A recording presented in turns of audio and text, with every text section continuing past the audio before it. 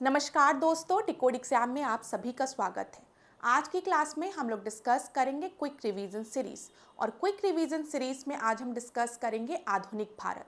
आधुनिक भारत में जो इम्पोर्टेंट टॉपिक्स को हम लोग डिस्कस करने वाले हैं कि वो स्क्रीन पर आपको मेंशन है, आप एक बार देख सकते हैं। क्लास में आपको बता दूं, क्विक रिवीजन सीरीज में हम पास्ट ईयर्स के ही क्वेश्चंस को डिस्कस कर रहे हैं वन लाइनर क्वेश्चंस के फॉर्मेट में, जो कि आपके विभिन्न परीक्षाओं में पूछे गए हैं, जैसे आरओ एआरओ में, यूपी पीसीएस में, बिहार पीसीएस में। तो इनको हम वन लाइनर क्वेश्चन के फॉर्मेट में इसलिए डिस्कस कर रहे हैं ताकि कम समय में मैक्सिमम क्वेश्चन को हम रिवाइज कर सकें और प्रश्नों के माध्यम से हम क्या करें, टॉपिक को रिवाइज कर लें। तो चलिए आज के सेशन को स्टार्ट करेंगे मेरे साथ, ऐश्वर्या सिंह के साथ। अगर इसके पहले की क्लासेस आपने नहीं देखी है तो आप प्लेलिस्ट में जाकर उन क्लासेस को भी एक बार ज़रूर देख लीजिए। यहाँ पर क्लास आज के सेशन को स्टार्ट करने से पहले मैं थोड़ी सी इन्फॉर्मेशन आपको दे दूँ अभ्युदय बैच के बारे में, जो कि 5 अगस्त से जिसका शुभारंभ होगा। ये आरओ एआरओ के लिए हमने लॉन्च किया है इस बैच को 2026-27 बैच के लिए। अगर इस बैच से रिलेटेड आपको कोई भी इंफॉर्मेशन चाहिए तो यहाँ पर आपको कॉन्टैक्ट नंबर दिख रहा है, इस पर आप कॉन्टैक्ट कर सकते हैं। चलिए अब आज के टॉपिक को हम डिस्कस करते हैं। आधुनिक भारत में प्रेस के विकास से रिलेटेड जो टॉपिक है वो हमारा पहला टॉपिक है आज का।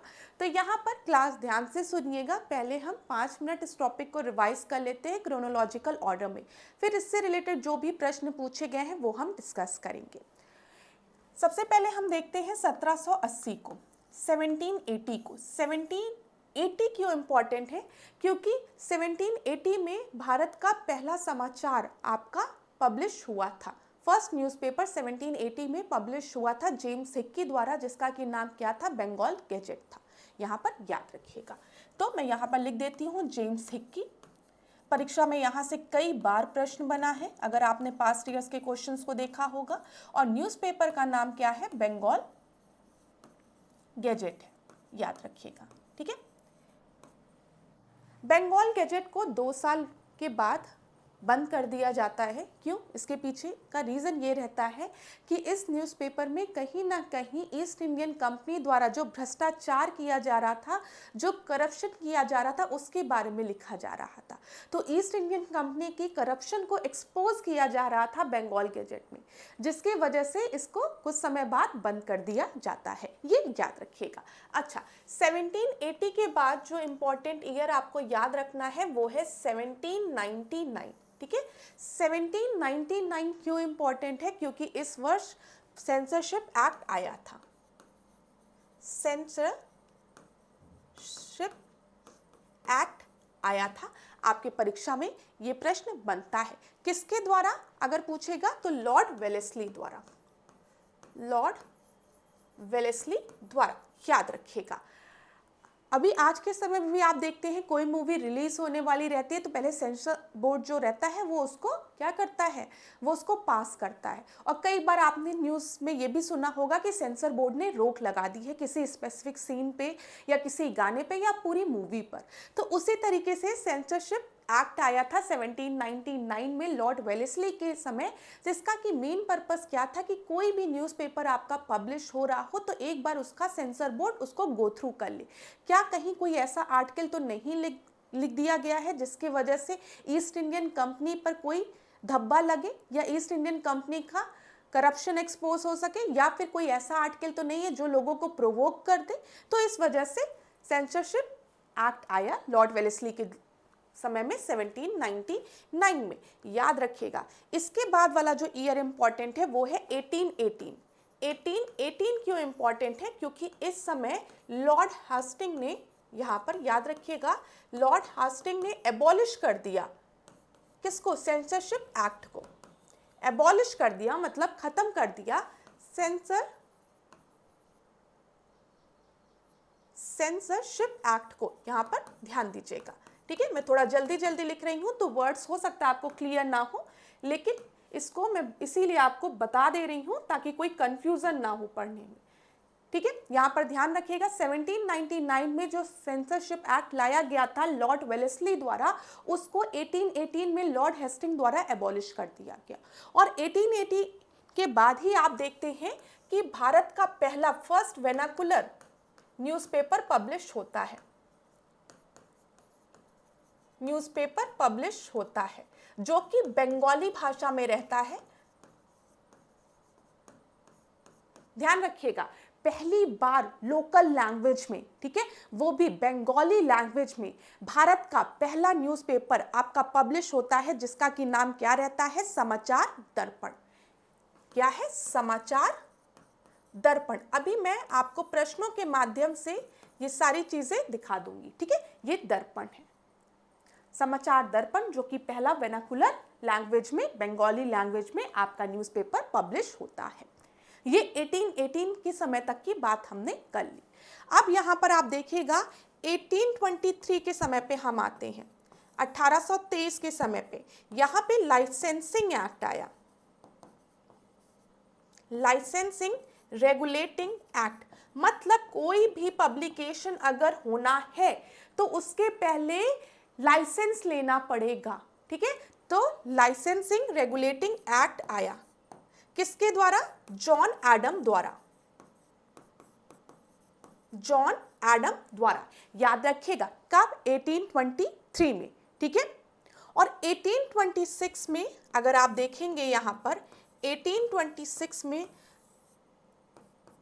उत्तंड मार्तंड पब्लिश हुआ, जो कि पहला हिंदी न्यूज़पेपर था, जो कि फर्स्ट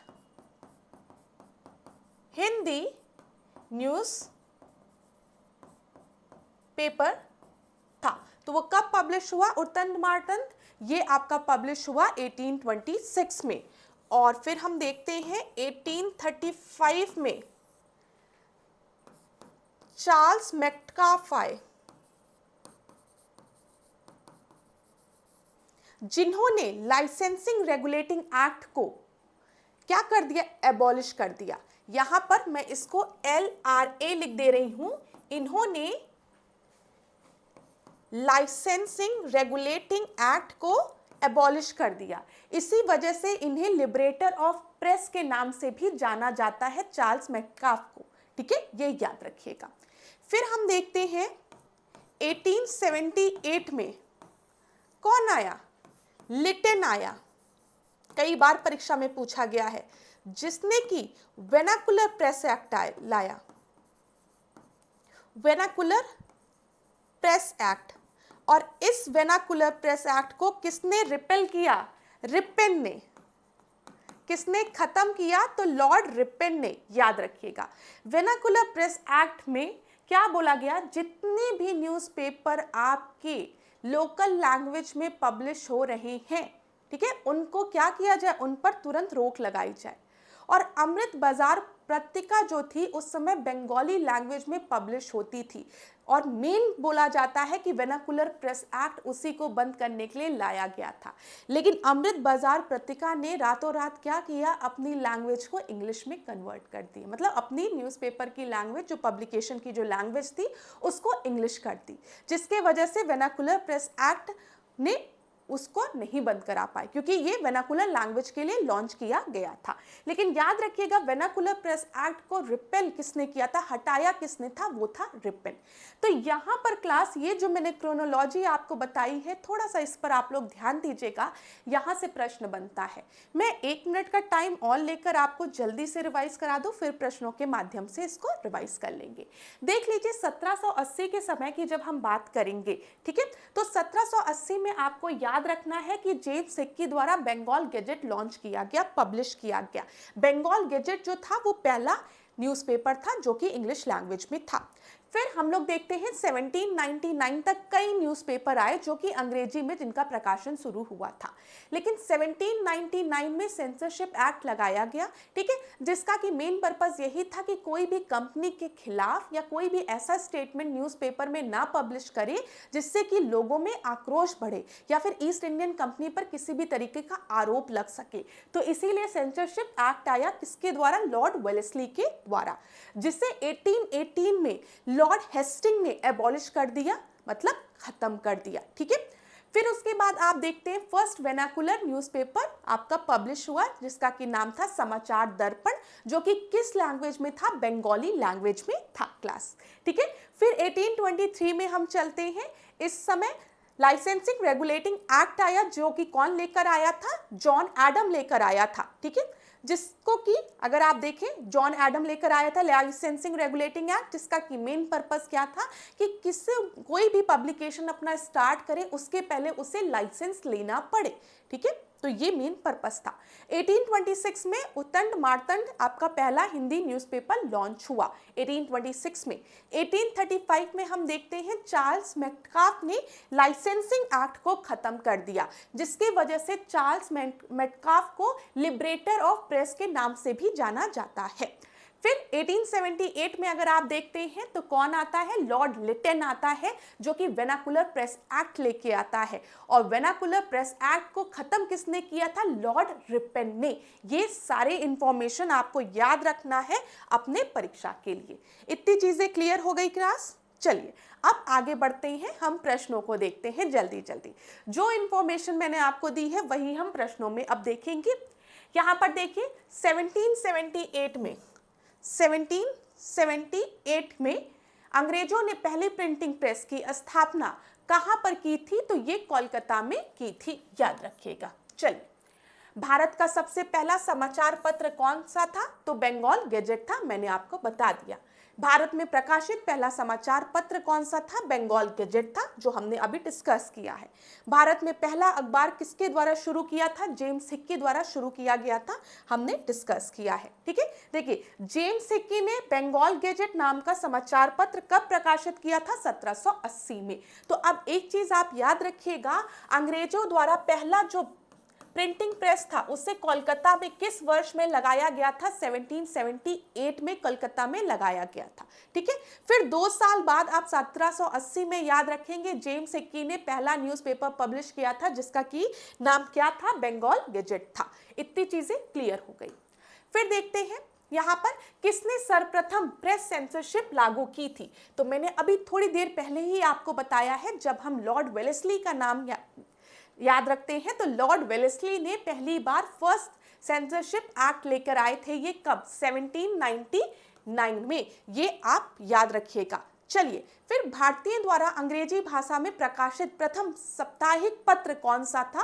तो बंगाल गैजेट था, अंग्रेजी भाषा में था, मैंने आपको बता दिया है। फिर साप्ताहिक पत्र बंगाल गैजेट के संस्थापक कौन थे? ये बंगाल गैजेट के संस्थापक कौन थे? गंगाधर भट्टाचार्य थे। ठीक है, यहाँ पर ध्यान रखिएगा। फारसी भाषा में साप्ताहिक पत्र मिरातुल अखबार का प्रकाशन कौन करता था? राजा राम मोहन रॉय करते थे। यहाँ पर ध्यान दीजिए क्लास, यहाँ पर 1822 में बात हो रही है राजा राम मोहन रॉय की। मैंने आपको पहले भी बताया है, राजा राम मोहन रॉय का एक और आप याद रखिएगा, संवाद कौमुदी। ये देखिए यहाँ पर लिखा भी हुआ है संवाद कौमुदी के बारे में। दोनों ही चीजें याद रखिएगा। मिरातुल अखबार से रिलेटेड प्रश्न पूछेगा कि इसका प्रकाशन किसके द्वारा शुरू किया गया था? तो याद रखिएगा राजा राम मोहन रॉय के द्वारा। और दूसरा संवाद कौमुदी, तो वो भी याद रखिएगा, ये भी एक साप्ताहिक पत्रिका थी जिसका कि प्रकाशन किसने किया था? राजा राम मोहन रॉय ने किया था। संवाद कौमुदी में इन्होंने सती प्रथा के खिलाफ चीजें लिखी थी, क्योंकि आपको पता है सती प्रथा खत्म करने में, सती प्रथा उन्मूलन में राजा राम मोहन रॉय का एक बहुत बड़ा योगदान है। अभी इनसे भी रिलेटेड हम प्रश्नों को आज की क्लास में देखेंगे। चलो आगे बढ़ते हैं। हिंदी का पहला समाचार पत्र उद्यत मार्तंड, ठीक है, 30 मई 1826 को कहां से प्रकाशित हुआ था? तो देखिए ये याद रखिएगा, 1826 में इसका प्रकाशन कहां से हुआ था? कलकत्ता से हुआ था। ठीक है, ये याद रखिएगा, ये पहला हिंदी न्यूज़पेपर था उद्यत मार्तंड। समाचार पत्र उद्यत मार्तंड के प्रकाशक एवं संपादक कौन थे? जुगल किशोर शुक्ल। ये भी याद रखिएगा, जुगल किशोर शुक्ल। फिर पहला हिंदी अखबार 30 मई 1826 को शुरू किया गया। यह दिन हिंदी पत्रकारिता दिवस के रूप में भी मनाया जाता है, आज के समय भी मनाया जाता है। उस न्यूज़पेपर का नाम क्या था? उस अखबार का नाम क्या था? तो उद्यत मार्तंड। ठीक है, ये याद रखिएगा। देखिए क्लास सेम वही चीज, लेकिन आपको बस एक चीज जरूर याद रखिएगा 1826, क्योंकि अब आपके परीक्षा में प्रश्न देखा जाता है कि क्रोनोलॉजिकल ऑर्डर में चीजों को पूछा जा रहा है क्लास, ठीक है, क्रोनोलॉजिकल ऑर्डर में चीजों को लगाने को बोला जा रहा है, तो इसलिए 1826 भी याद रखिएगा। उत्तंड मार्तंड याद रखिएगा, पहला हिंदी न्यूज़पेपर था जिसके के संपादक कौन थे, जुगल किशोर शुक्ल थे, ये याद रखिएगा। हिंदी पत्रकारिता दिवस कब मनाया जाता है, 30 मई को। क्यों 30 मई को मनाया जाता है, क्योंकि 30 मई 1826 को भारत का पहला हिंदी न्यूज़पेपर उत्तंड मार्तंड का प्रकाशन हुआ था, किसके द्वारा, जुगल किशोर शुक्ल द्वारा, ठीक है। चलो आगे बढ़ते हैं, याद हो गई होगी सारी चीजें। अब देखिए भारतीय प्रेस की स्वतंत्रता का प्रणेता किसे कहा जाता है, तो मैंने आपको बताया ना, लिबरेटर ऑफ इंडियन प्रेस किसे कहा जाता है, चार्ल्स मेटकाफ को, ठीक है, चार्ल्स मेटकाफ को। क्यों कहा जाता है, क्योंकि इन्होंने लाइसेंसिंग एक्ट को एबॉलिश किया था, मैंने आपको ये चीज बताई है। अंग्रेज शासकों में से समाचार पत्रों पर से प्रतिबंध समाप्त करने का श्रेय किसे जाता है, तो देखिए किसने प्रतिबंध समाप्त किया था, चार्ल्स मेटकाफ ने, ये चीज मैंने आपको बता दी है। The liberation of the Indian press अधिनियम किसने लागू किया था, तो चार्ल्स मेटकाफ द्वारा। वही सेम चीज, लाइसेंसिंग एक्ट को किसने खत्म किया था, चार्ल्स मेटकाफ ने, ठीक है। यहां पर अगर हम देखें किसे भारतीय प्रेस का लिबरेटर कहा जाता है, चार्ल्स मेटकाफ को, वही सेम चीज बार बार रिपीट हो रही है। तत्वबोधिनी पत्रिका ने किसकी विचारधारा का प्रचार किया था, तो तत्वबोधिनी जो आपकी पत्रिका थी उसने ब्रह्म समाज के विचार को मतलब आगे बढ़ाया था, प्रचार किया था उसका। तत्वबोधिनी पत्रिका से कौन संबंधित है, तो देवेंद्रनाथ टैगोर, ठीक है, याद रखिएगा, देवेंद्रनाथ टैगोर बहुत ही इंपॉर्टेंट है। 1839 याद रखिएगा, तत्वबोधिनी सभा देवेंद्रनाथ टैगोर। समाचार पत्र the Bombay Times and Journal of the Commerce का प्रारंभ 1838 में हुआ, ठीक है। 1861 में इसका नाम बदलकर क्या रख दिया गया, द टाइम्स ऑफ इंडिया, ठीक है, ये याद रखिएगा। The Bombay Times and Journal of commerce का नाम अब क्या है, द टाइम्स ऑफ इंडिया है, इसका नाम 1861 में बदल दिया गया था। आगे देखते हैं, किसी भारतीय द्वारा अंग्रेजी भाषा में प्रकाशित प्रथम समाचार पत्र कौन सा था, तो हिंदू पैट्रियट था, ये याद रखिएगा। फिर हिंदी पैट्रियट के प्रथम संस्थापक मतलब संपादक कौन थे, संपादक जो थे वो गिरीश चंद्र घोष थे, ये भी याद रखिएगा, गिरीश चंद्र घोष इंपॉर्टेंट है, हिंदू पैट्रियट, ठीक है। फिर आगे देखिए, नील आंदोलन का जमकर समर्थन करने वाले हिंदू पैट्रियट के संपादक कौन थे, हरीश चंद्र मुखर्जी थे।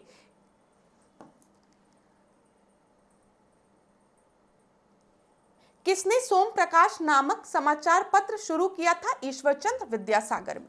देखिए क्लास में एक चीज और आपको क्लियर कर दूं, यहां पर हम जो आंसर देख रहे हैं वन लाइनर क्वेश्चन के फॉर्मेट में, वो आपके ऑप्शन पर डिपेंड करता है, ठीक है, ये ध्यान रखिएगा आप लोग कि ऑप्शन में आपको क्या ऑप्शन दिया गया है। अब किसने सोम प्रकाश नामक समाचार पत्र शुरू किया, तो ईश्वरचंद्र विद्यासागर, याद रखिएगा 1858। आगे बढ़ते हैं, इंडियन मिरर की स्थापना किसके द्वारा की गई थी, इंडियन मिरर की स्थापना देवेंद्रनाथ टैगोर द्वारा तथा मोहन घोष द्वारा की गई थी। अब हो सकता है किसी परीक्षा में आपको देवेंद्रनाथ टैगोर का नाम दिया रहे जब इंडियन मिरर का नाम दिया रहे, और किसी परीक्षा में आपको दे दिया हो मनमोहन घोष। तो यहाँ पर जिस ऑप्शन को आपको परीक्षा में दिया जाएगा उस ऑप्शन को आप टिक लगा कर आएंगे ना। अगर मनमोहन घोष का नाम दिया गया है तो आप इनका नाम टिक लगा कर आएंगे, अगर देवेंद्रनाथ टैगोर का दिया गया है तो आप इनका नाम टिक लगा कर आएंगे, और अगर दोनों का नाम दिया है तो ठीक है, तब तो और अच्छी बात है। चलो, स्वदेश वाहिनी के संपादक कौन थे, तो यहाँ पर के रामकृष्ण पिल्ले थे, ठीक है। कवि वचन सुधा पत्र के संपादक कौन थे, भारतेंदु हरिश्चंद्र थे, ये याद रखेगा। अमृत बाजार पत्रिका शिशिर कुमार घोष, यहाँ पर देखिए अमृत बाजार पत्रिका, तो यहाँ से ऐसे याद कर सकते हैं, बाजार कौन जाने के लिए बार बार जिद करता है, शिशु ना, शिशु लोग जो छोटे बच्चे होते हैं, शिशु लोग वो बाजार जाने के लिए जिद करते हैं, तो अमृत बाजार पत्रिका शिशिर कुमार घोष। ठीक है। कौन? द हिंदू समाचार पत्र के एक संस्थापक थे जिसकी स्थापना 1878 में की गई थी। तो जी सुब्रमण्यम अय्यर, याद रखिएगा। किस वाइसरॉय के काल में देसी भाषा प्रेस अधिनियम लागू हुआ था? तो वेनाकुलर प्रेस एक्ट किसके समय में लागू हुआ था? मैंने आपको बता दिया था, लॉर्ड लिटन के समय में लागू हुआ था। और वेनाकुलर प्रेस एक्ट को किसने हटाया था? तो ये याद रखिएगा, किसने हटाया था? लॉर्ड रिपन ने। ठीक है, इतनी चीजें क्लियर हो गई होगी। 1878 का समय था, ये भी याद रखिएगा। 1878 में लॉर्ड लिटन ने वेनाकुलर प्रेस एक्ट को लगाया था।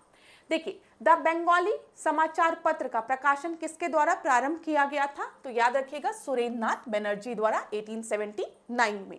1880 के दशक में इंडियन मिरर अखबार का प्रकाशन कहां से शुरू हुआ था? तो कलकत्ता से शुरू हुआ था। 1880 में इंडियन मिरर, ठीक है, कलकत्ता से। मराठी समाचार पत्र केसरी की स्थापना किसके द्वारा की गई थी? तो केसरी और मराठा दोनों याद रखिएगा। केसरी और मराठा किसके द्वारा शुरू किया गया था? बाल गंगाधर तिलक द्वारा शुरू किया गया था। भारतीय राष्ट्रीय आंदोलन के दौरान लोकमान्य तिलक द्वारा कौन सा समाचार पत्र निकाला गया था? तो केसरी। लेकिन आप दोनों नाम याद रखिएगा, केसरी और मराठा।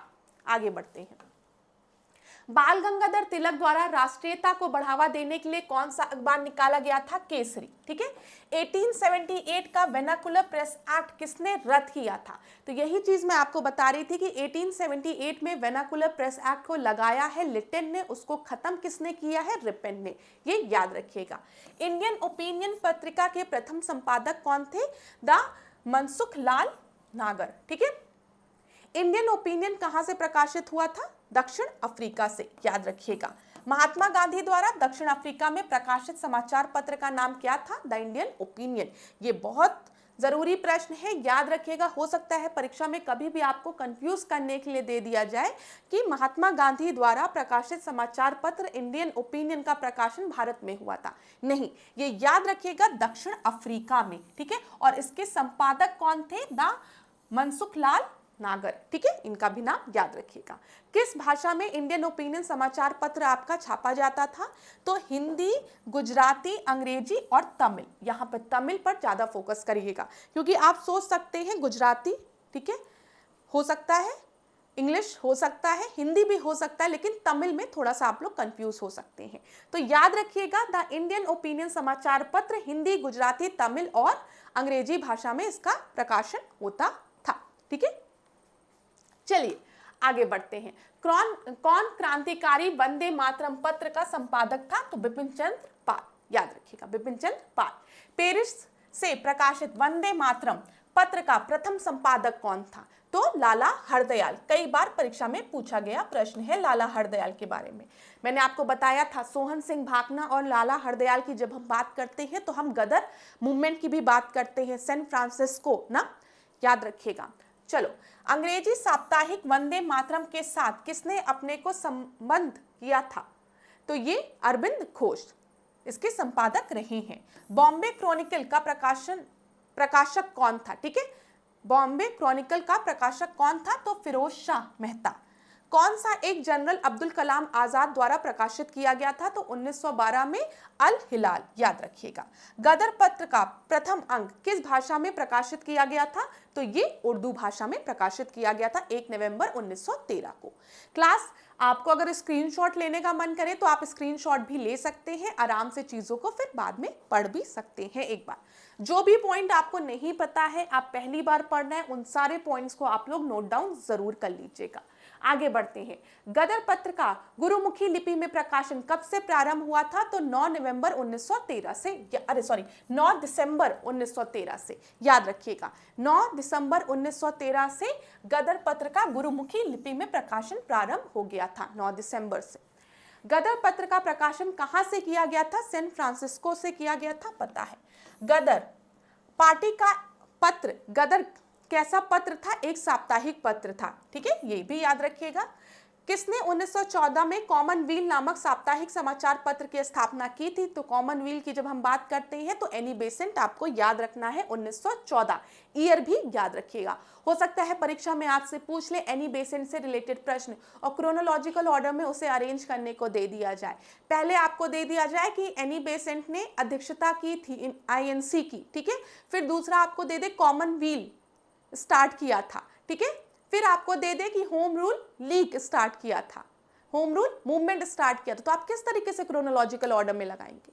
अब देखिए क्लास, यहाँ पर तुरंत अपने मन को थोड़ा शांत करके सोचिए, एनी बेसेंट भारत क्यों आई थी? थियोसॉफिकल सोसाइटी को ज्वाइन करने के लिए, ठीक है। 1914 में उन्होंने कॉमनवील में पहली बार अपने आइडिया को, जो कि होम रूल से रिलेटेड था, उसको पेश किया था, ठीक है। 1917 का सेशन अगर आपको याद होगा, 1917 का सेशन, उसको एनी बेसेंट ने प्रिसाइड किया था, उसकी अध्यक्षता की थी। और 1916 में, ठीक है, 1916 में होम रूल लीग स्टार्ट किया था एनी बेसेंट ने, ये याद रखिएगा। तो यहाँ पर 1914 में अगर हम देखेंगे तो हम कॉमन व्हील की बात करेंगे। क्लास याद रखिए जो मैं आपको बता रही हूँ, ठीक है, कॉमन व्हील। फिर उसके बाद 1916 में होम रूल लीग की स्थापना की थी और 1917 का आईएनसी सेशन जो है वो एनी बेसेंट ने प्रिसाइड किया था, याद रखिएगा। चलिए यहाँ पर देखिए, एनी बेसेंट द्वारा निकाले जाने वाले दो अखबार कौन कौन से थे? कॉमन व्हील था और न्यू इंडिया था, ठीक है। New India Annie Besant, Young India Mahatma Gandhi, याद रखिएगा। कानपुर से प्रकाशित किस समाचार पत्र के माध्यम से विजय सिंह पथिक, याद रखिएगा, इंपॉर्टेंट है। विजय सिंह पथिक ने बिजौलिया आंदोलन को समूचे भारत में चर्चा का विषय बना दिया था। तो बताइए, यहाँ पर नाम इंपॉर्टेंट है विजय सिंह पथिक का, तो प्रताप से, ये याद रखिएगा। जिसका प्रकाशन कहाँ से हुआ था? कानपुर से, वेरी इंपॉर्टेंट। अब हम देखते हैं कि यूपी ओरिएंटेड प्रश्न बनता है, तो सबसे पहले क्या याद रखना है? प्रताप। इसका प्रकाशन कहाँ से होता है? कानपुर से होता है, ठीक है। फिर यहाँ पर किसका नाम आपको याद रखना है? विजय सिंह पथिक का, जिन्होंने किस आंदोलन को फेमस बनाया था? तो बिजौलिया आंदोलन को, ठीक है। इस समाचार पत्र के द्वारा हर जगह इसके बारे में जानकारी दी थी, ठीक है, ये याद रखिएगा। किसने यह सलाह दी थी कि देवनागरी लिपि में लिखी हिंदी भारत की राष्ट्रभाषा होनी चाहिए? तो ये महात्मा गांधी द्वारा ये सलाह दी गई थी। यंग इंडिया, अभी मैंने आपको बताया, न्यू इंडिया की जब हम बात करेंगे तो एनी बेसेंट का नाम याद रखिएगा आप लोग, और जब हम यंग इंडिया की बात करेंगे तो आपको महात्मा गांधी का नाम याद रखना है, ठीक है। यंग इंडिया का साप्ताहिक प्रकाशन महात्मा गांधी ने अहमदाबाद से कब प्रारंभ किया था? तो 8 अक्टूबर 1919 में, ठीक है। वर्ष 1920 में लाहौर से लाजपत राय द्वारा उर्दू में कौन सा समाचार पत्र प्रारंभ किया गया था? वंदे मातरम, याद रखिएगा। मराठी पक्षिक बहिष्कृत भारत किसके द्वारा शुरू किया गया था? 1927 में BR अंबेडकर द्वारा। क्रांतिकारी गतिविधियों से कौन कौन सी पत्रिका आपकी जुड़ी हुई है? तो गदर, संध्या, युगांतर, याद रखिएगा, परीक्षा में पूछा गया प्रश्न है। गदर, संध्या और युगांतर। कौन सा पत्र मुख्यतः उदारवादियों की नीति का प्रचारक था? तो लीडर, ये भी याद रखिएगा, लीडर, ठीक है, उदारवादियों की नीतियों का प्रचारक था। अंग्रेजी पत्र इंडिपेंडेंट का प्रारंभ किसके द्वारा किया गया था? तो याद रखिएगा, मोतीलाल नेहरू द्वारा, और अंग्रेजी पत्र था ये। भारतीय समाचार पत्र अधिनियम किस वर्ष में पारित हुआ था? 1931 में। गांधी जी द्वारा शुरू किया गया एक साप्ताहिक पत्र हरिजन का प्रथम अंक 11 फरवरी 1933 को कहां से प्रकाशित हुआ था? तो पूना से प्रकाशित हुआ था। आपको दिख रहा होगा यहाँ पर एक साप्ताहिक पत्र हरिजन की बात की जा रही है, जिसका कि प्रकाशन 11 फरवरी 1933 को प्रारंभ किया गया था पुणे से, और 1932 में ही पूना पैक्ट साइन हुआ है, ठीक है, ये भी याद रखिएगा। हरिजन के प्रारंभकर्ता कौन थे? गांधी जी थे, ठीक है। किसने कौमी आवाज पत्र का आरंभ किया था? तो कौमी आवाज पत्र का आरंभ जो है जवाहरलाल नेहरू द्वारा किया गया था तथा रफी अहमद किदवई द्वारा, ये याद रखिएगा। वैसे प्रश्न में आपको कौमी आवाज पत्र जब लिखा रहता है तो वहां पर जवाहरलाल नेहरू का ही नाम मुख्यतः दिया रहता है। उर्दू अखबार कौमी आवाज का प्रकाशन कहां से प्रारंभ हुआ था? तो ये याद रखिएगा, वेरी इंपॉर्टेंट। उर्दू अखबार कौमी आवाज का प्रकाशन जो है वो लखनऊ से 1945 में आपका प्रारंभ हुआ था। और यहाँ पर आपको नाम याद रखना है किसका किसका, जवाहरलाल नेहरू का और रफी अहमद किदवई का। चलो आगे बढ़ते हैं। अब देखो स्क्रीनशॉट लेना है, ले लो। एक तरफ आपको समाचार पत्र दिया गया है, दूसरी तरफ आपको संपादक के नाम दिए गए हैं। दैनिक आज शिव प्रसाद गुप्ता, ठीक है। द लीडर, तो यहां पर याद रखिएगा Madan Mohan Malviya. The national herald Jawaharlal Nehru. The pioneer George Allen. Sudharak Gopal Krishna Gokhale, ठीक है। वॉइस ऑफ इंडिया दादा भाई नरोजी, याद रखिएगा यहां पर voice of India, voice of India दादा भाई नरोजी। जब हम ड्रेन थ्योरी की बात करेंगे दादा भाई Naoroji. Poverty and un British rule in India दादा भाई नरोजी, ठीक है। काल शिवराम महादेव परांजवे। स्वराज टी प्रकाशन। प्रभात एनसी केलकर। अगर आपको स्क्रीनशॉट लेना है क्लास, स्क्रीनशॉट ले लीजिए। इन सब चीज़ों को बार बार पढ़ेंगे तो आपको याद हो जाएगा, ठीक है। 5-6 बार पढ़ोगे तब भी याद हो जाएगा। अब ये आप पे डिपेंड करता है। अब देखो काल, अब काल कैसे याद रखोगे। काल की जब भी बात करते हैं ना तो महाकाल याद आते हैं ना, काल महाकाल। महाकाल से किन भगवान का नाम याद आता है, शिव। तो शिव राम महादेव, महादेव का नाम याद आता ना। तो देखो यहाँ पर महादेव भी हैं, यहाँ शिव भी हैं, तो महादेव और शिव दोनों हैं, तो इसका मतलब काल का प्रकाशन इन्होंने किया है, ठीक है। इस तरीके से आप याद कर सकते हैं, थोड़ा सा हिंट करके। जैसे मैंने आपको अमृत बाजार पत्रिका के बारे में बताया ना, तो बाजार कौन जाने के लिए बार बार जिद करता है, शिशु। तो आप शिशिर कुमार घोष याद कर सकते हैं, ठीक है। यंग इंडिया, यंग, भले महात्मा गांधी थोड़ा हमको ओल्ड दिखते हैं, लेकिन यंग इंडिया महात्मा गांधी, ठीक है। इस तरीके से थोड़ा सा याद कर लीजिएगा, किसी भी तरीके से ट्रिक आप ध्यान में रखिएगा, ठीक है। चलो आगे बढ़ते हैं। कौमी आवाज, अभी मैंने आपको बताया इसका प्रकाशन कहां से शुरू हुआ था, ध्यान रखिएगा लखनऊ से। जवाहरलाल नेहरू। मूक नायक भीमराव अंबेडकर। समाचार दर्पण मार्शमैन का नाम याद रखिएगा। राष्ट्र गुप्तार का नाम जब आएगा तो दादा भाई नरोजी, याद रखिएगा, ठीक है। हिंदुस्तानी गंगा प्रसाद वर्मा। ब्रह्म बांधव उपाध्याय, ये संध्या। यहां पर थोड़ा सा आपका चेंज हो गया, समझ रहे हैं, ये इधर ऐसे नाम इधर हो गया है और आपका जो इन्होंने प्रकाशन जिसका किया है वो इधर आ गया है। जैसे कॉमरेड की जब हम बात करते हैं तो मोहम्मद अली जिन्ना की बात करते हैं, तो कॉमरेड इधर लिखा रहना चाहिए था, मोहम्मद अली जिन्ना उधर लिखा रहना चाहिए था, लेकिन थोड़ा सा इंटरचेंज हो गया है। कोई दिक्कत नहीं होगी, यहाँ से देख लीजिएगा। चलिए आगे बढ़ते हैं। द सोशलिस्ट ऐसे डांगे, ठीक है। Navyug Muzaffar Ahmad. Iqbal. Ghulam Hussain. Labour Kisan gazette M Singaravelu. Dasroza Abdul Gaffar Khan. Leader Madan Mohan Malaviya. Justice TS Nair. Al Hilal Abdul Kalam Azad. Tahzeeb ul अखलाक, तो ये सर सैयद अहमद खान, याद रखिएगा। क्लास आप लोग स्क्रीनशॉट ले लीजिए, इसीलिए मैं साइड में हो गई हूं ताकि स्क्रीनशॉट लेने में दिक्कत ना हो। आराम से पढ़ लीजिएगा इन सारे फैक्ट्स को। चलिए अब कुछ और प्रश्नों को देखते हैं। समाचार पत्रों से संबंधित प्रमुख गवर्नर जो थे, तो ये तो अभी आपका तुरंत रिवाइज हो जाएगा। देखो प्रेस नियंत्रण अधिनियम, मैंने आपको बताया था सेंसरशिप एक्ट की बात हमने की थी। सेंसरशिप एक्ट आपका कब आया है बताओ, 1799 में आया है, ठीक है। ये क्लियर है, जिसको कि लाया कौन था, वेलेस्ली,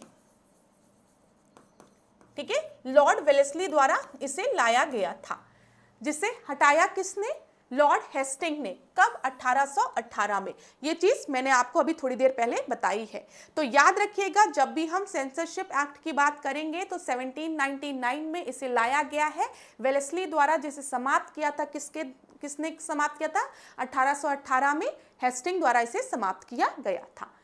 किसे भारतीय प्रेस की स्वतंत्रता का समर्थक माना जाता है, तो यहाँ पर हेस्टिंग को माना जाता है, विलियम बेंटिक को, चार्ल्स मेटकाफ को, रिपेन को और मैकाले को। अब देखिए अगर इस तरीके का प्रश्न दिया रहे तो आपको ये तो पता है कि जो सेंसरशिप एक्ट वेलेस्ली लाया था उसको समाप्त किसने किया था, लॉर्ड हेस्टिंग ने किया था। तो हम कह सकते हैं कि भारतीय प्रेस की स्वतंत्रता का समर्थक इसे, क्योंकि सेंसरशिप एक्ट इसने खत्म किया था।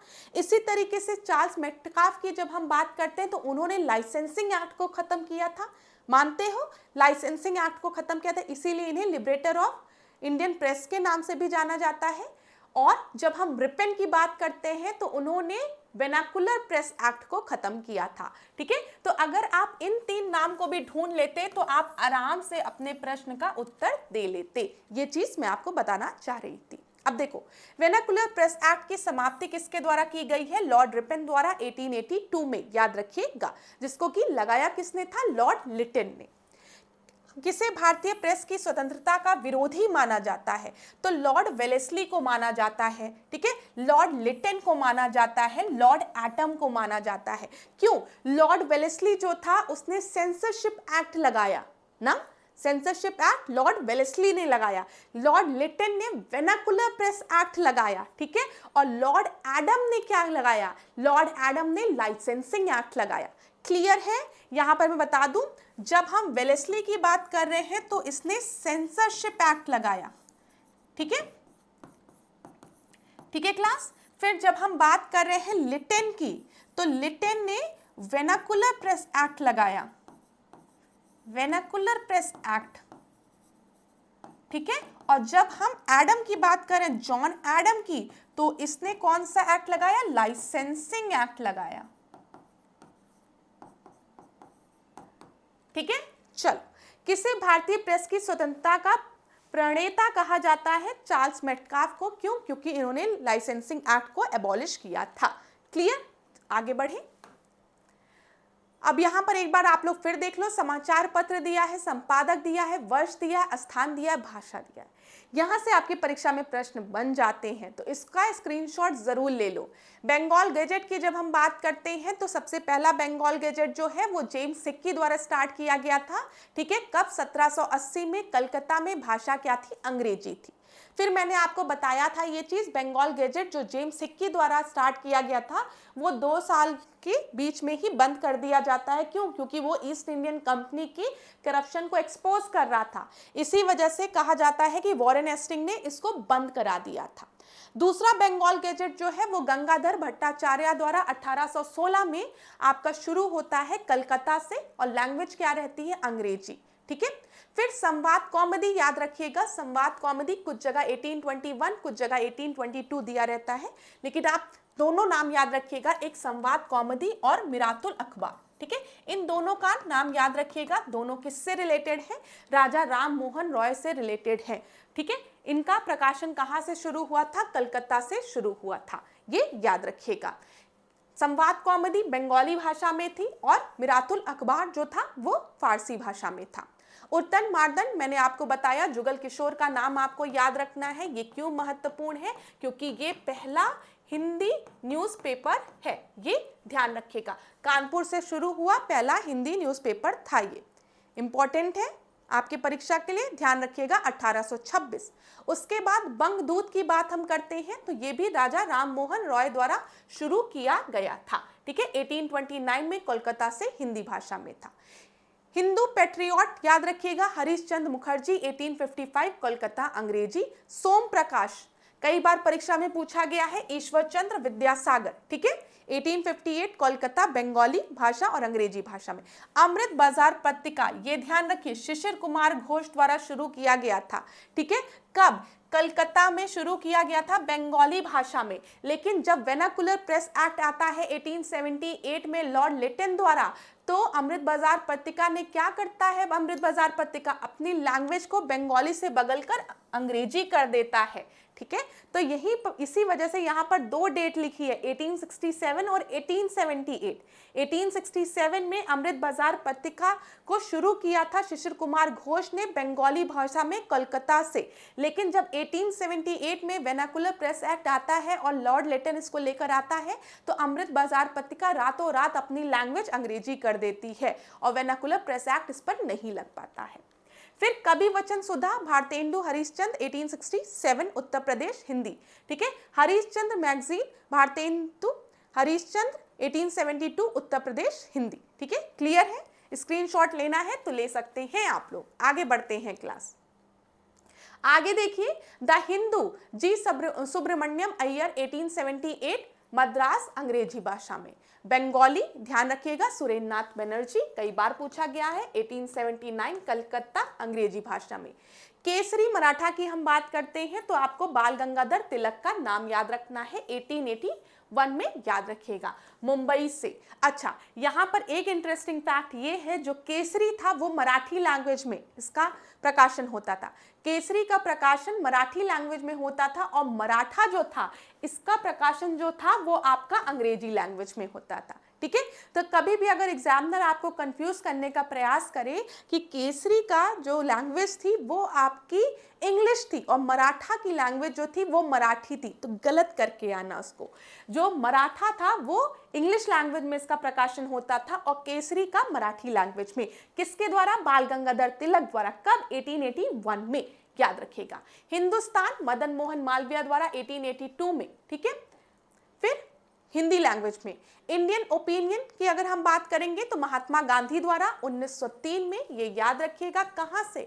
मैंने आपको बताया था, इंडियन ओपिनियन का प्रकाशन महात्मा गांधी साउथ अफ्रीका में करते थे, अंग्रेजी भाषा में।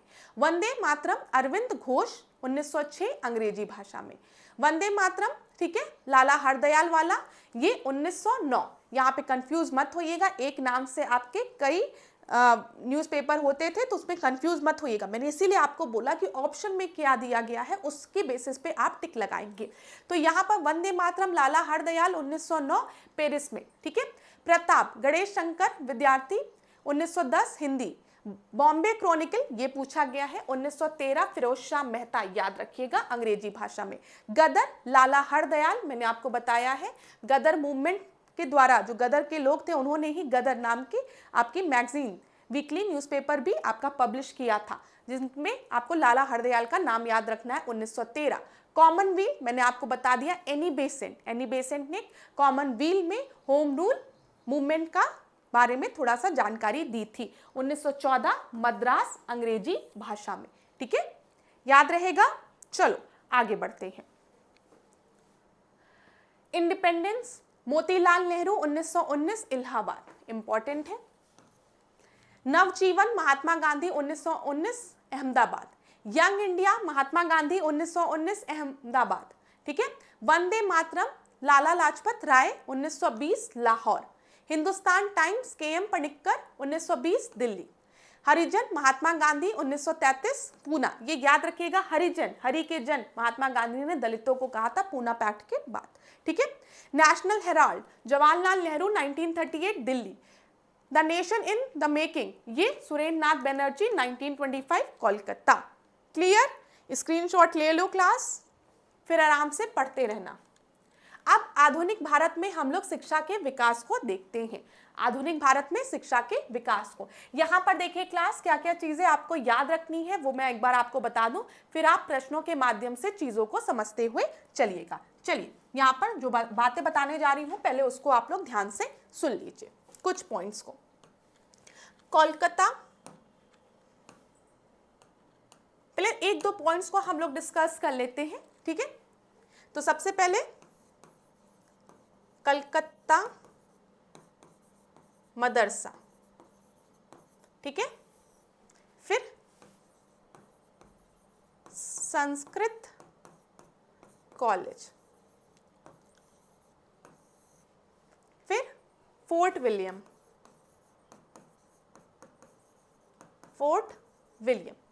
अब देखिए, कलकत्ता मदरसा को स्टैब्लिश किया गया था 1781 में, किसके द्वारा? वॉरेन हेस्टिंग द्वारा। ठीक है, कलकत्ता मदरसा को 1781 में वॉरेन हेस्टिंग द्वारा एस्टैब्लिश किया गया था।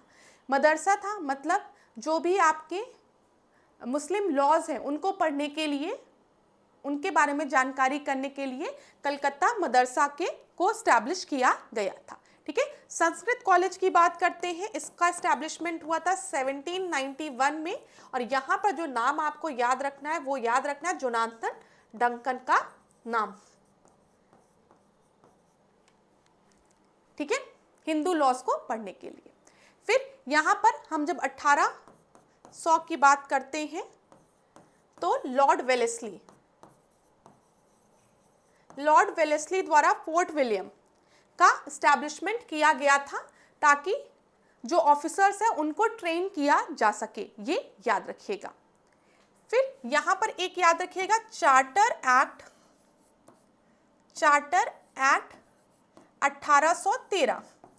क्यों इंपॉर्टेंट है? क्योंकि चार्टर एक्ट 1813 में 1 लाख रुपए सालाना बोला गया था अलॉट किया जाएगा एजुकेशन को प्रमोट करने के लिए भारत में। ठीक है, यहाँ पे 1 लाख की बात कही गई थी। अभी प्रश्नों के माध्यम से डिस्कस करेंगे तो सब चीज रिवाइज हो जाएगी, तो बिल्कुल चिंता मत करिएगा।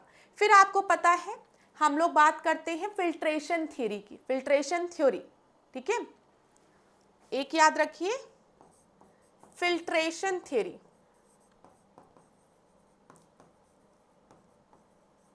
(1835) के समय फिल्ट्रेशन थ्योरी में क्या बोला गया था क्लास, कि जो शिक्षा है ना वो हम अपर क्लास को देंगे। ठीक है, अपर क्लास को अगर शिक्षा दी जाए तो वो छनते छनते लोअर क्लास तक पहुंच जाएगी। देखिए, एजुकेशन को ब्रिटिशर्स ने भारत में प्रमोट करने की बात क्यों कही, ये भी तो सोचिए कभी। क्या वो हमारे हितैषी थे, हमारा प्रॉफिट चाहते थे, कि वो चाहते थे कि भारतीय आगे जाएं, इस वजह से वो भारत में एजुकेशन को प्रमोट कर रहे थे? नहीं, उनको छोटे छोटे पोजीशंस के लिए कुछ लोगों की आवश्यकता थी। ठीक है, जो कि भारत की व्यवस्था को भी समझे और उनकी व्यवस्था को भी समझे, तो इसलिए उन्होंने वेस्टर्न एजुकेशन को भारत में प्रमोट करने का सोचा। ठीक है, जो अपने यहाँ के भी कानून से वाकिफ हो, अपने यहाँ के भी जो कस्टम है उससे वाकिफ हो, साथ ही साथ उनको वेस्टर्न एजुकेशन इम्पार्ट करके एक तरीके से हम ब्रिटिशर ही बना दें। समझ में आ रहा है? तो इसलिए एजुकेशन को प्रमोट करने की बात कही गई। यहाँ पर याद रखिएगा कलकत्ता मदरसा 1781 का एस्टैब्लिशमेंट वॉरेन हेस्टिंग द्वारा किया गया है। ठीक है, संस्कृत कॉलेज 1791, जोनाथन डंकन का नाम आप याद रखेंगे। फोर्ट विलियम की बात करेंगे तो वेलेस्ली का नाम। फिर चार्टर एक्ट 1813 में 1 लाख रुपए की बात की गई थी कि मतलब एजुकेशन सेक्टर को दिया जाएगा, और फिल्ट्रेशन थ्योरी जो थी उसके बारे में अभी हम डिस्कस करते हैं। तो चलो यहाँ पर अब हम प्रश्न देखते हैं, प्रश्नों के माध्यम से ज्यादा अच्छे से समझ में आएगा। भारत में किस गवर्नर जनरल ने प्रथम मदरसा स्थापित किया? तो यहाँ पर मैंने आपको बताया 1781 में वॉरेन हेस्टिंग द्वारा कलकत्ता मदरसा एस्टैब्लिश किया गया था। अभी थोड़ी देर पहले ही हमने इसको डिस्कस किया है। 1781 में वॉरेन हेस्टिंग द्वारा कलकत्ता मदरसा की स्थापना हुई थी। दूसरा देखिए, कलकत्ता में एशियाटिक सोसाइटी ऑफ बंगाल की स्थापना 1784 में किसके द्वारा की गई थी? एशियाटिक सोसाइटी ऑफ बंगाल, तो ये याद रखिएगा विलियम जोन्स द्वारा। ठीक है, कलकत्ता में एशियाटिक सोसाइटी की स्थापना के समय बंगाल का गवर्नर जनरल कौन था? तो आप बताएंगे लॉर्ड वॉरेन हेस्टिंग। ठीक है, ये ध्यान दीजिएगा, जब एशियाटिक सोसाइटी ऑफ बंगाल की स्थापना हुई थी 1784 में, उस समय जो आपका बंगाल का गवर्नर था वो वॉरेन हेस्टिंग था। लेकिन इसकी स्थापना में क्रेडिट किसको दिया जाता है? इसके संस्थापक मतलब किसने स्थापना की थी? तो आप विलियम जोन्स का नाम याद रखिएगा। ये परीक्षा में पूछे गए प्रश्न है। ठीक है, आगे देखिए, 18वीं सदी के अंत में भारत में अंग्रेजी भाषा शिक्षण व्यवस्था हेतु स्कूलों की श्रृंखला निर्माण हेतु विचार करने वाले प्रथम व्यक्ति कौन थे? चार्ल्स ग्रांट थे। ये ध्यान दीजिएगा क्लास। 1813 के चार्टर एक्ट में भारत में किस क्षेत्र में अंग्रेजी की नीति में मौलिक परिवर्तन किया गया था? तो शिक्षा में, इसीलिए शिक्षा के लिए 1 लाख रुपए का प्रावधान दिया गया था। ब्रिटिश सरकार के किस अधिनियम ने सबसे पहले भारत में शिक्षा के लिए 1 लाख रुपए दिए थे? तो वो चार्टर एक्ट 1813, याद रखिएगा। डेविड हेयर और अलेक्जेंडर डफ के साथ मिलकर किसने कोलकाता में हिंदू कॉलेज की स्थापना की थी? तो ध्यान रखिएगा, हिंदू कॉलेज की स्थापना किसके द्वारा की गई थी? किसका सहयोग था? राजा राम मोहन रॉय का सहयोग था यहाँ पर। ठीक है, और यहाँ पर डेविड हेयर और अलेक्जेंडर डफ का भी नाम आप याद रखेंगे। कोलकाता में प्रसिद्ध हिंदू कॉलेज की स्थापना कब हुई थी? 1817 में हुई थी। किस संस्था ने भारत में सर्वप्रथम अंग्रेजी शिक्षा का प्रसार किया था? तो हिंदू कॉलेज कलकत्ता ने।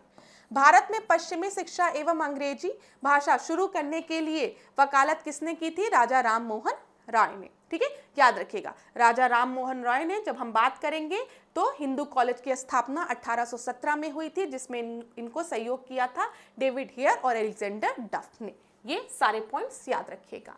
वाराणसी में प्रथम संस्कृत कॉलेज की स्थापना किसके द्वारा की गई थी? अभी मैंने आपको बताया है जोनाथन डंकन द्वारा, जिसको कि अब हम संपूर्णानंद यूनिवर्सिटी के नाम से जानते हैं। 1791 में इसकी स्थापना जोनाथन डंकन द्वारा की गई थी। संस्कृत कॉलेज का ज्ञान प्राप्त करने वाला पहला अंग्रेज कौन था? तो चार्ल्स विल्किंस था। ठीक है, संस्कृत का ज्ञान प्राप्त करने वाला पहला अंग्रेज कौन था? चार्ल्स विल्किंस था, याद रखिएगा। भगवत गीता का अंग्रेजी अनुवाद एक कोड ऑफ जेंटुलॉ के नाम से किसने किया है? तो ये याद रखिएगा, बाफे हाले ने। ठीक है, फिर सर्वप्रथम अंग्रेजी में अनुवाद भगवत गीता की प्रस्तावना किसके द्वारा लिखी गई है? तो भगवत गीता की प्रस्तावना वॉरेन हेस्टिंग द्वारा लिखी गई है। किसने कालिदास की अभिज्ञान शकुंतलम को अंग्रेजी में उसका अनुवाद किया है, इंग्लिश में ट्रांसलेट किया है? तो सर विलियम जोन्स द्वारा उसको अंग्रेजी में ट्रांसलेट किया गया है। वेलेस्ली ने कलकत्ता में फोर्ट विलियम कॉलेज की स्थापना किस लिए की थी? वह कंपनी के अधिकारियों को भारत में प्रशासन हेतु प्रशिक्षित करना चाहते थे। तो ये याद रखिएगा, वेलेस्ली ने कोलकाता में फोर्ट विलियम कॉलेज की स्थापना क्यों की थी? मैंने आपको बताया था, वो ट्रेन करना चाहते थे अधिकारियों को, इस वजह से। ठीक है, क्लियर है? चलो आगे बढ़ते हैं।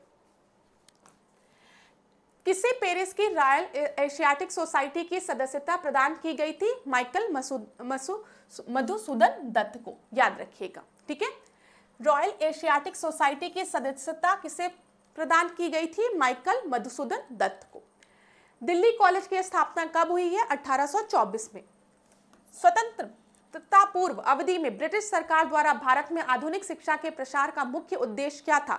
छोटे प्रशासनिक पदों पर नियुक्ति हेतु शिक्षित भारतीयों की आवश्यकता, जो मैंने आपको बताया, जो छोटे छोटे पद थे, जैसे क्लर्क का पद था, उसमें भारतीयों की आवश्यकता थी ना, तो लोगों की, इसलिए उनको शिक्षा प्रदान करने की बात कही गई थी।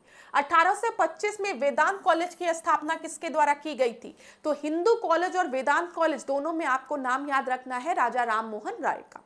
भारत में अंग्रेजी शिक्षा की नींव किससे किन किन चीजों से पड़ी? तो यहाँ पे 1813 का चार्टर एक्ट आपको याद रखना है, क्योंकि इसी में 1 लाख रुपए के प्रोविजन की बात की गई थी। General committee of public instruction 1823 और प्राच्य विद एवं अंग विवाद। ठीक है, यहाँ पर ध्यान दीजिएगा, एक विवाद भी बीच में उठा था एजुकेशन को लेकर। कुछ हिस्सा ऐसा था, एक वर्ग ऐसा था जो कि चाहता था कि जो भी एजुकेशन इम्पार्ट किया जा रहा हो वो इंग्लिश में, मतलब वेस्टर्न एजुकेशन इम्पार्ट किया जाए, लोगों को वेस्टर्न एजुकेशन दिया जाए। और कुछ लोग ऐसे थे जो कि वेनाकुलर लैंग्वेज में क्या कह रहे थे कि वेनाकुलर लैंग्वेज में शिक्षा दी जाए। ठीक है, ये ध्यान रखिएगा। तो ये भी एक विवाद का विषय था। कुछ लोग अंग्रेजी को पूरी तरीके से सपोर्ट करते थे और कुछ लोग वेनाकुलर लैंग्वेज को, जो आम बोलचाल है, लोकल भाषा है, उसको। ठीक है, भारत में आधुनिक शिक्षा प्रणाली की नींव किससे पड़ी? 1835 के मैकाले के स्मरण पत्र से। ठीक है, मैंने आपको फिल्ट्रेशन थ्योरी के बारे में बताया है ना, कि फिल्ट्रेशन थ्योरी में मैकाले ने क्या कहा कि उच्च वर्ग के जो लोग हैं उनको जब शिक्षा दी जाएगी तो धीमे धीमे छनते हुए वो नीचे लोअर क्लासेस में भी पहुंच जाएगी। शिक्षा के माध्यम के रूप में अंग्रेजी की वकालत किसके द्वारा की गई थी? लॉर्ड मैकाले द्वारा, याद रखिएगा। किसने शासन काल में भारत में अंग्रेजी शिक्षा शुरुआत हुई थी? किसके? उसके अंग्रेजी शिक्षा की शुरुआत किसके शासन काल में हुई थी? तो लॉर्ड विलियम बेंटिक के समय, याद रखिएगा। फिल्ट्रेशन थ्योरी के बारे में मैंने आपको बता दिया है, लॉर्ड मैकाले द्वारा ये दी गई थी। ठीक है, भारत में औपनिवेशिक नीति अधोमुखी निस्यंदन सिद्धांत किस क्षेत्र से संबंधित था? तो अंग्रेजी क्षेत्र से। किसने तिरस्कार पूर्वक व्यक्त किया यूरोप के एक अच्छे पुस्तकालय की एक अलमारी का एक कक्ष भारत और अरब के समस्त साहित्य से अधिक मूल्यवान है? तो ये मैकाले द्वारा स्टेटमेंट दिया गया था। सोचिए किस तरीके से उसने क्रिटिसाइज किया है कि यूरोप के एक अच्छे पुस्तकालय की एक अलमारी में जितना ज्ञान है, उतना ज्ञान अगर हम भारत और अरब के समस्त साहित्य को मिला ले तो उतना ही मूल्यवान है, बस उतना, बस लाइब्रेरी की एक अलमारी जितना। तो ये क्रिटिसाइज किया है, समझिएगा। भारत के किस वर्ग ने पश्चिमी संस्कृति को प्रारंभ में अपनाया? तो शिक्षित हिंदू मध्य वर्ग ने। वह गवर्नर जनरल कौन था जिसने अदालतों में क्षेत्रीय भाषा को शुरू करवाया था? तो वो लॉर्ड विलियम बेंटिक था। आगे बढ़ते हैं। भारत में प्रथम 3 विश्वविद्यालय कोलकाता, मुंबई, मद्रास में आपकी इसकी स्थापना कब हुई थी? तो याद रखिएगा 1857 में। 1857 में भारत में विश्वविद्यालय की स्थापना के समय इंग्लैंड के किस विश्वविद्यालय को प्रतिमान के रूप में लिया गया था, मतलब किससे इंस्पायर होके? तो लंदन की जो यूनिवर्सिटी थी वहां से इंस्पायर होके 1857 में 3 विश्वविद्यालय की स्थापना की गई थी, कलकत्ता में, मुंबई में और मद्रास में। याद रखिएगा। 1864 में किसने साइंटिफिक सोसाइटी की स्थापना की थी? तो ये भी इंपॉर्टेंट है, सर सैयद अहमद खान ने 1864 में साइंटिफिक सोसाइटी की स्थापना की थी। सर्वप्रथम किसने राजस्थान के राजसी शासक वर्ग के लिए पृथक शिक्षा संस्थान की आवश्यकता पे बल दिया था? तो ये कैप्टन वॉल्टर ने। मयो कॉलेज की स्थापना 1875 में कहां पर हुई थी? तो मयो कॉलेज की स्थापना अजमेर में हुई थी। Mohammedan Anglo oriental college Aligarh की स्थापना कब हुई थी? 1875 में हुई थी। तो ये याद रखिएगा, मोहम्मदन एंग्लो ओरिएंटल कॉलेज जो है वो 1875 में उसकी स्थापना हुई है और 1857 में 3 विश्वविद्यालय कोलकाता, मुंबई और मद्रास की स्थापना हुई है। किस वाइसरॉय ने हंटर कमीशन की नियुक्ति की थी? तो हंटर कमीशन की नियुक्ति लॉर्ड रिपन द्वारा की गई थी। ठीक है। हंटर कमीशन का गठन कब हुआ था? 1882 में हुआ था। ठीक है। हंटर कमीशन ने किस चीज पर जोर दिया था? तो प्राथमिक शिक्षा पर जोर दिया था, ये याद रखिएगा। हंटर एजुकेशन कमीशन की अध्यक्षता किसने की थी? तो डब्ल्यू हंटर ने 1882 में। हंटर आयोग की सिफारिश क्या थी? महिलाओं की शिक्षा सुविधा में बढ़ोतरी करने की बात इन्होंने की थी। ठीक है। 1884 में डंकन एजुकेशन सोसाइटी की स्थापना पुणे में किसके द्वारा की गई थी? तो याद रखिएगा, विष्णु शास्त्री द्वारा, बाल गंगाधर तिलक और गणेश आगरकर द्वारा। ठीक है। मैंने आपको जीजी आगरकर का नाम बताया था और मैंने आपको बताया था कि जब भी परीक्षा में डेक्कन एजुकेशन सोसाइटी का नाम दिया रहता है तो ज्यादातर जीजी आगरकर का नाम वहां पर आपको मिलता है। डेक्कन एजुकेशन सोसाइटी की स्थापना से कौन संबंधित है? तो याद रखिएगा, बाल गंगाधर तिलक। यहाँ पर डेक्कन एजुकेशन सोसाइटी, याद रखिएगा, डेक्कन एजुकेशन सोसाइटी की स्थापना इंडियन नेशनल कांग्रेस से 1 साल पहले हुई है 1884 में, जहां पर आपको जीजी आगरकर का नाम और बाल गंगाधर तिलक का नाम जरूर याद रखिएगा।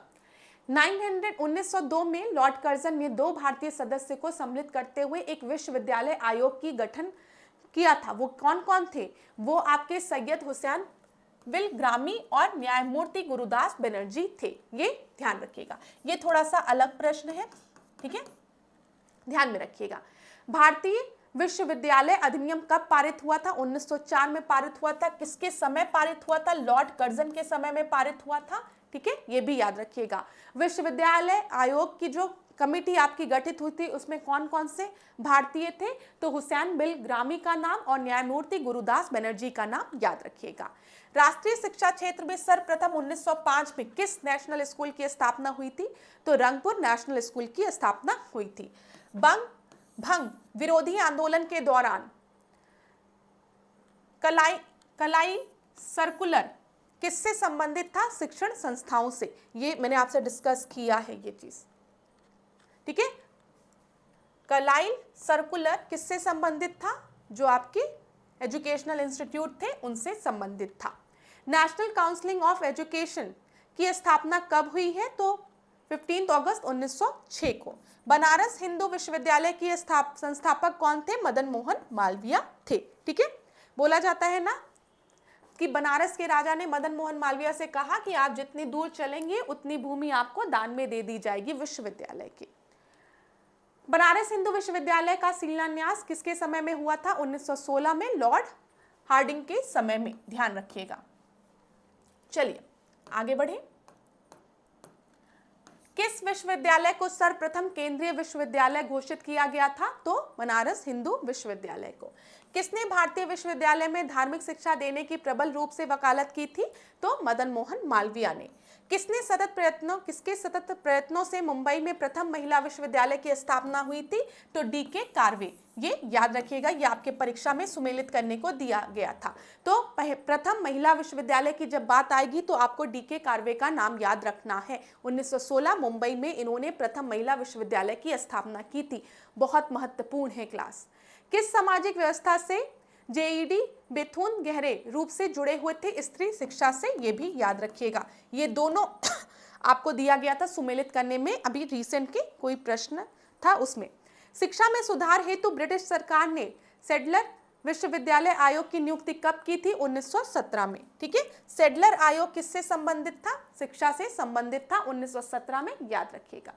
कलकत्ता विश्वविद्यालय आयोग जिसकी नियुक्ति 1917 में हुई थी को किस एक अन्य नाम से भी जाना जाता है? तो सेडलर आयोग 1917। काशी विद्यापीठ के संस्थापक कौन थे? काशी विद्यापीठ के संस्थापक की बात हो रही है, शिव प्रसाद गुप्त। ठीक है, काशी विद्यापीठ की स्थापना कब हुई थी? 1920 में हुई थी। गुजरात विद्यापीठ की स्थापना किस वर्ष हुई थी? 1920 में हुई थी। अलीगढ़ मुस्लिम विश्वविद्यालय की स्थापना कब हुई थी? 1920 में हुई थी, याद रखिएगा। ठीक है, एडल्ट एजुकेशन ऑर्गेनाइजेशन की शुरुआत किसके द्वारा की गई थी? दादा भाई नौरोजी द्वारा की गई थी। ये सारे पॉइंट याद रखिएगा, क्लास परीक्षा के लिए महत्वपूर्ण है। अब एक बार इसको देख लीजिए आप लोग। चार्ल्स हंटर, ठीक है, रेले सैड,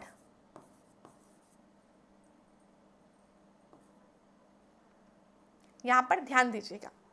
ये जो आपको यहाँ पे कमिटीज दिख रही हैं, ये सारे एजुकेशन से रिलेटेड है। ठीक है, सबसे पहले आप लॉर्ड मैकाले के स्मरण पत्र की बात करते हैं। 1835 विलियम बेंटिक के समय में आया है, जिसे हम फिल्ट्रेशन थ्योरी, यहाँ पर फिल्ट्रेशन थ्योरी भी कहते हैं। ठीक है, याद रखिएगा। फिर चार्ल्स की बात करते हैं। चार्ल्स वुड का डिस्पैच, ये 1854 में लॉर्ड डेलहाउसी के समय। फिर हंटर आयोग 1882 में लॉर्ड रिपन के समय। फिर रेले कमीशन 1902 में लॉर्ड कर्जन के समय। ठीक है, भारतीय विश्वविद्यालय अधिनियम 1904 लॉर्ड कर्जन के समय। शिक्षा नीति पर सरकार प्रस्ताव 1913 हार्डिंग के समय। फिर सेडलर 1917 लॉर्ड चेम्सफोर्ड के समय। यहाँ पर एक बार आपके परीक्षा में प्रश्न बना था कि जो शिक्षा से रिलेटेड वो आपको क्रोनोलॉजिकल ऑर्डर में अरेंज करना था। ठीक है, तो क्लास अभी आज के सेशन को यहीं पर रोकना पड़ेगा क्योंकि लाइट की थोड़ी दिक्कत है, लेकिन आने वाले क्लासेस में हम इसको कंटिन्यू करेंगे, आप उसकी चिंता नहीं करेंगे। आज की क्लास को यहीं पे एंड करते हैं। क्लास थोड़ी सी दिक्कत के लिए आप लोगों से क्षमा चाहूंगी, लेकिन इस क्लास को आज आप लोग जरूर देख लीजिएगा। आने वाली क्लास में हम इस टॉपिक को कंटिन्यू करेंगे। Thank you so much class. इसी तरीके से मेरे साथ ऐश्वर्या सिंह के साथ डिकोड एग्जाम के साथ बने रहिए। कोई भी दिक्कत होगी तो आप लोग कमेंट बॉक्स में मुझे बताएंगे। Thank you.